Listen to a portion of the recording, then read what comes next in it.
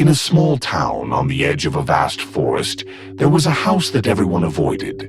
It wasn't because it was old or falling apart, but because of its strange feature. It never reflected sounds. The locals claimed that no matter how loud the noise around it was, the sound would immediately disappear as it approached the house. You couldn't hear the chirping of birds, the rustling of leaves, or even the wind. It was as though the house had an unnatural ability to silence everything near it. A young man named Leo, a student of acoustics, decided to investigate. He didn't believe in superstitions.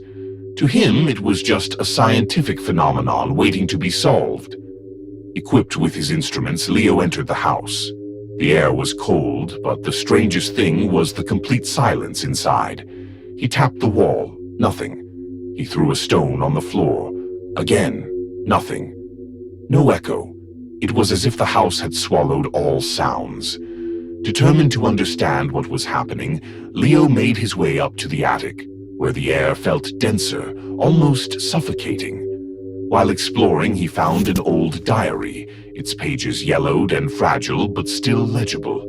As he read, he found a passage that spoke of a pact made long ago, where one of the house's first owners traded the house's silence for something far darker. As Leo finished reading, a strange pressure filled the air. He tried to scream, but no sound came out. No matter how hard he tried, his voice was swallowed by the silence of the house. Suddenly, the silence was broken by an unknown force, and the floor beneath him cracked open. Leo fell into a hidden underground chamber, one that hadn't been mentioned in the diary. In the center of the chamber stood a strange machine made of old gears and pipes attached to a glowing glass sphere. It was in that moment that Leo realized the house didn't just silence sounds, it absorbed them. The machine was the source, and it had been operating for years. The house had been built around it, a structure designed to trap and hold every sound in existence. Leo attempted to escape, but the house wouldn't let him. The walls seemed to close in, and no matter where he turned, the silence grew louder.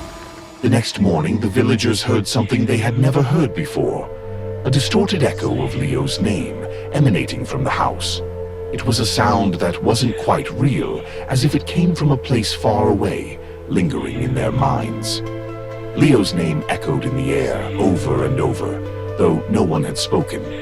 From that day on, the house remained a place of dread. At night, anyone who passed by would hear the strange, muffled echoes of a voice trapped in the silence forever.